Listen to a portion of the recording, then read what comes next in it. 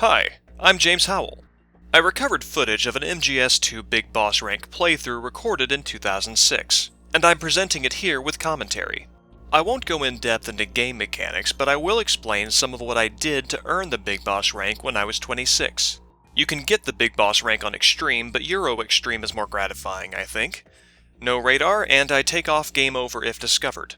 There's a certain desperate skill required to patch up a botched execution before a guard calls in an alert, and I like that dimension of a playthrough. It's been nearly 10 years since I've even looked at this footage, so I'm coming at this kind of fresh. It's a neat record to look at what you used to do in a game.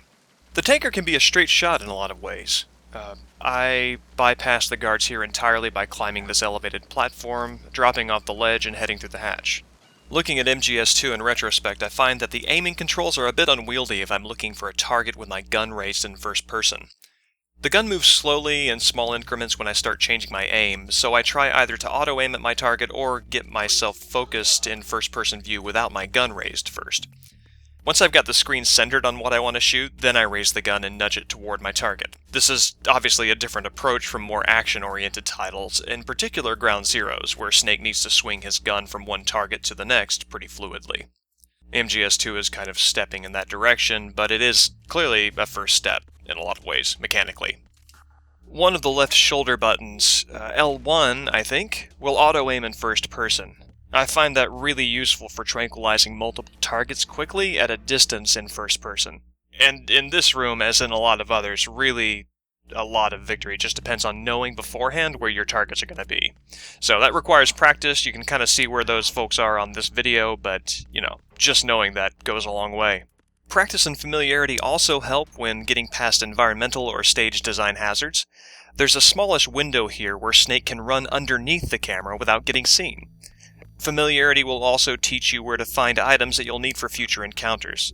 Like here, for example, these chaff grenades come in handy on the way back down after fighting Olga, so of course you want to grab them. Now holdups are really good for interrupting guard patrols. When I hold up this guard, I stop him from walking into view of another guard just behind the laser barrier, so I can tranquilize this guy with less risk of detection. I think they'll go into caution if they see another guard go down, but I might be misremembering that. I'm not exactly speedrunning here, so what you're seeing is probably more a consequence of OCD than anything else, but Snake and Raiden will crawl more quickly if you snap an equipped weapon on and off. The beginning frames of their crawl animations are faster than others, so this gets them moving faster in third person. Now Olga can be hell on European Extreme. I first tried this back in 2003 and got stuck here for about 2 weeks. I found stealth crucial here, and I move from cover to cover only when I'm sure she's not looking. She'll turn and shoot immediately if you miss, and I like having extra life later during the Gerlukovich guard showdown in the holds, so I take extra care here. Here's a good example of what I was talking about before when I mentioned raising the gun and then bumping the left analog stick so that the laser gets on what I want to shoot. This is great. She'll fake you out by turning to your position on the map before attacking where she definitely saw you last. Means you need to stay hidden just a little bit longer so she doesn't catch you during that fake out. I think Olga's vision is the same as any of the guards' line of sight, and I used to be afraid of catching her attention while taking aim, but I found that staying semi-hidden created more problems than it really solved. My way of handling this whole fight is to draw her attention to one extreme of the level, run to the other extreme, and then attack using that window. Early in the fight, this means drawing her USP's laser to the edges, and it means triggering her grenade-throwing animations from the far right during the second half, then running over to the left to shoot. The spotlight part of this fight can also cause a lot of trouble if you're getting used to it, but I found it can actually turn into the easiest segment. Again, I stick to the far right to draw the spotlight, wait until she starts her grenade sequence, and then I run to the left. Olga will prioritize the spotlight before Snake here, so if I shoot her before she shoots the spotlight, then I can follow up and finish the fight as she slowly moves to adjust it. You might have noticed that I started European Extreme off a clear save file, and I'm pretty sure you need a clear file before the USP suppressor appears on this ladder. It doesn't require any dog tags, so if you're playing off a clear on any difficulty, you can grab this, which I always do. A silenced USP helps me stealth more quickly through the rest of the tanker. Now, later MGS titles let you add and remove a suppressor, but the early games wouldn't let you take it off. They required you to attach it manually by selecting it from your menu. It's an interesting thing in terms of game abstraction. Obviously, the mechanics handle a lot of the work of being a super soldier for you. You don't need to cycle around into a chamber by hand by any kind of means of the controller, for example. Making the player add the suppressor is a gesture in the direction of increased player responsibility for weapon condition, but it always sticks out as a weird decision to make this action concrete, particularly since the video game elsewhere emphasizes a tactical reload whereby you equip and unequip a gun to fully reload. If you want to talk abstraction, that's consciously making abstraction and design part of how this world actually, physically works. And, if you're familiar with the thematic import of this game, obviously that has some, thematic relevance. Having the player manually attach the suppressor is just weird, I guess, because there's not a broader pattern of those concrete actions in the design to support that. From here forward, backtracking to get to the holds flips the levels on their heads. You need to figure out different ways to move through them in the opposite direction, and it's a pretty smart way of getting more mileage out of a fewer number of stages, something that the VR missions with MGS2 do quite well. Actually, because of the cyclical nature of the big shell plant, that's a significant part of negotiating these video game spaces, handling them from one direction and then from the other, and sometimes even a third. If you recall, I mentioned getting the chaff grenades here before. You're penalized for shooting cameras and other equipment during a big boss rank playthrough, and the grace period for slipping underneath the camera when going through this area before just isn't here. So chaff gets me through electronics-heavy areas without having to use up the number of surveillance devices I can shoot. The tanker really integrates the technical advances from MGS1 to MGS2 much better than the plant chapter. I remember that enemy soldier shadows were one of the big wow moments during the MGS2 demo that came with Zone of the Enders, and you can actually use those shadows here for environmental information used to make gameplay decisions. Likewise, enemies will respond to Snake's shadow, and that's more possible in closer, tighter areas, such as those afforded by the tanker. Also, distracting guards by shooting the environment was another push forward. In this situation, I'm using it to draw him away from his post, and then he's deterred by waking up the first guy I shot, and that gives me plenty of time to make it through. It's funny that it took Arsenal gear to screw with the radar screen for us to notice something that the game was doing the whole time, mainly using the radar screen for information that Snake, as a hypothetical actor in the environment, couldn't possibly have access to. Even with the radar off, we can see not just that the guard sees the shot glass, but we can see it from the guard's perspective. In this area, I don't think I need to stash the guard's body for any stealth purposes, but I probably did it for timing. It's been a while, so I don't remember for sure. I do remember that the important thing is to knock out the guy on the second level so he makes enough noise that the guy on the ground level, somewhat improbably given the machine noise, will hear him and come check things out. I like the guards to do as much of my legwork as possible. Stuns where you can see the stars over a guard's head typically don't last as long as tranquilizers with the Sleepy Z's. This tends to persist across the Metal Gear games that have sleep rounds, and I usually put a guard to sleep after he's already knocked out, just for extra insurance. We're about to see a character action new to the series in MGS2. I'm in a position where I can't quite aim at a guard's head on a higher level because of the environment, the handrails of the stairs specifically. So I peek up by holding the L2 and R2 buttons on the PS2 DualShock while also in first-person view. This is a useful expansion of the skills inherited from MGS1, but it definitely alienates players who aren't familiar with a controller that has 16 buttons and 2 analog sticks. Just to count the buttons that you're pressing, you've got square to ready the gun with your right thumb, then you're using your index finger on your right hand to go into first-person view with R1, then you're aiming with the left analog stick, so that's your left thumb, while you're using your left and right middle fingers to hold down L2 and R2 to peek up. Assuming that you're actually holding the controller between the heels of your palms and your ring and pinky fingers, this leaves you with only your left index finger free. It's a weird, esoteric, and somewhat garbled control scheme that's been thankfully simplified as the series has gone on. Though it wasn't entirely phased out during the MGS3 Metal Gear Online. As a consequence of that, a lot of the pro strategies for taking advantage of lag and gaining a reflex advantage involved manipulating those awkward controls to kind of dance back and forth and bob up and down and stuff. I think you couldn't bob up and down, but you could dance back and forth. Anyway, it was the same kind of thing. It's kind of like, those controls are kind of like the DOS of control schemes, awkward, alienating, and even intimidating to the point of anger, understandably, for anyone unfamiliar with it, but remembered affectionately by many of us who used it extensively, even if none of us would go back to it for the world. This area showcases a few of MGS2's other technical jumps over MGS1, though they're both optional and can be missed entirely, largely having to do with ways that you can interact with textures and lighting in the environment. If you raise the USP here, you pull up its flashlight, and that will catch a guard's attention. The level design features straight patrols down these corridors, and you can use the light to attract a guard to one location, bring him over there while you hide in a corner. You can also shoot the pipes along the walls to make steam blast the faces of enemies, and you can use that as a distraction while you run past. I'm doing neither of those in the hallway here, of course, because it's just faster on a big boss rank run to shoot where you know the enemy's going to be in the hallway. It feels kind of strange to call the upcoming sequence a boss fight since there's no single enemy like Olga or Fat Man or whatever, but it qualifies as one given Metal Gear conventions. Dealing with a team of specialized enemies in an enclosed space has been a series trope ever since the Ultra Box fight in Metal Gear 1 on the MSX.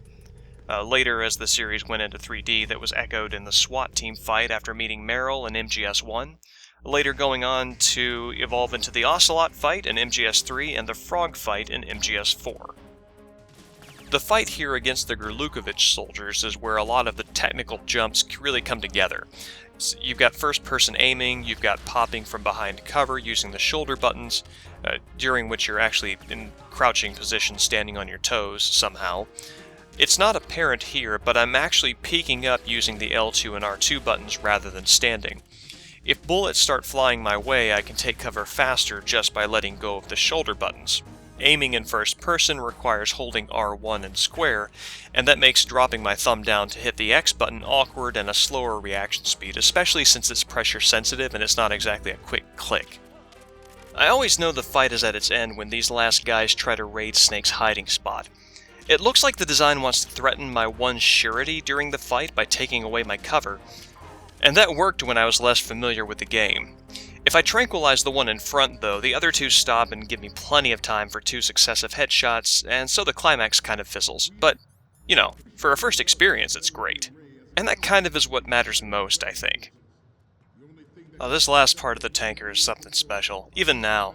Everything from the unique scenario to like the warm vocal tones of Kevin Michael Richardson.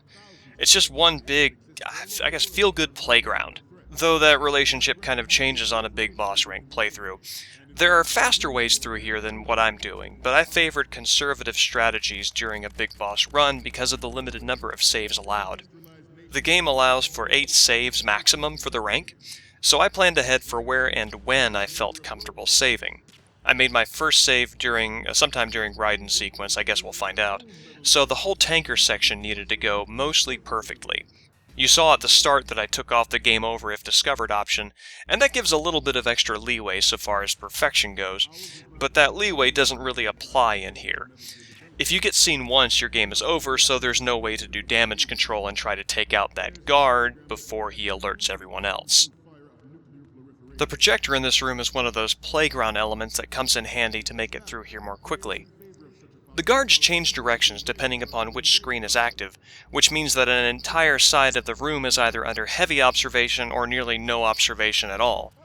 There's just one guy patrolling the tail end of this area, and he gave me no end of trouble, so I took the easy way out and hung around while waiting for him to come into view. I can't just shoot him while he's walking around because one of the other soldiers at attention will just walk over to see what's wrong, and that undoes the whole thing. But once that's finished, though, I can just change the direction of the room's gaze to give myself a wide berth for moving forward. The opening of this last room was the very devil until I figured out enemy placement. There's a guard at the base of Metal Gear Ray who's asleep on other difficulties, but he's awake and looking in your direction on Euro Extreme. Here, I ran across the furthest end of his line of sight, thereby drawing him over so I could catch his blind side after dealing with the guy at the terminal. Once these two are knocked out, though, getting the pictures is super easy. MGS2 was the first game in the series that I got the big boss rank for, and so I had this room down to probably a polygon-perfect performance by reflex alone due to all the practice. And to digress a little bit on the point of repetition and practice, before I wrote my essay Driving Off the Map, I remember that I really wanted to write something about MGS2 that hadn't been written before, and I'd wanted to do that for years. I played the game end on end for probably a year and a half, maybe 2 years even, trying to figure out what I thought was remarkable about it. First trying personal identifications with the characters before I decided that while that was a perfectly valid way to relate to the game emotionally through projection, it was ultimately kind of an immature and too personal start to anything critical. And I also tried analyzing sci-fi elements, such as looking at MGS2 as a kind of Turing test, and other ways like that, without finding any of them, solid enough to stand on their own, so to speak. When it comes to criticism, I prefer to start from a foundation of whatever is external and subject to shared perception, and then moving on from there. I reserve poetry for any expression of subjective or even phenomenological perception. That's why my other videos also tend to share this kind of verifiable tone. That's what I was looking for in other writing and what I wasn't really finding. In the absence of that kind of solid method, or way of thinking, I even devised a somewhat elaborate way to catalog the codec dialogue for reference. Though I probably could have just recited the damn thing by then. That labor never fed directly into the essay, but it was a kind of a somewhat maybe obsessive way of engaging with the material that led to the kind of familiarity with the material necessary to take what felt like the critical risks needed for that kind of analysis at the time. I hadn't seen critical writing like what I called a formal analysis before, and I largely borrowed the term from the poetic analysis that I valued in undergrad. Without having any real particular ambition, I just kind of do things for the sake of doing them when I want to. I wanted my first punch at expressing the value that I saw in MGS2 to be firm and substantial, so there were years of preparation going into writing that piece. Obviously, I was doing other stuff as well, going to school and having juvenating social and creative lives, and, all the things that normal, reasonably well-adjusted human beings do. And certainly those things influenced the approach that I took to writing that. I don't think that the best way to write about video games is to play video games. But this video falls into that background of engagement that led up to the Driving Off the Map essay. I still think that this is a good approach to anything critical, or creative even. Unless I'm on a deadline, even if I don't feel like I have anything that I want to write about a given topic, if I feel like I want to write about it at all, it's simply enough to maintain contact with the material, becoming more familiar with it to give those scant insights enough opportunity to emerge and eventually coalesce into meaningful expression. As a digression from my digression to comment on what's happening in the video, you're seeing a somewhat drawn-out way of dealing with the absolute pain in the ass that this area is. European Extreme reinforces the point that this scene is meant to communicate, I think, which is that Solid Snake took out all three of these dudes to mount the elevator as he did in MGS1, while Raiden has to deal with the mess that Snake left behind when these soldiers wake up and go into caution.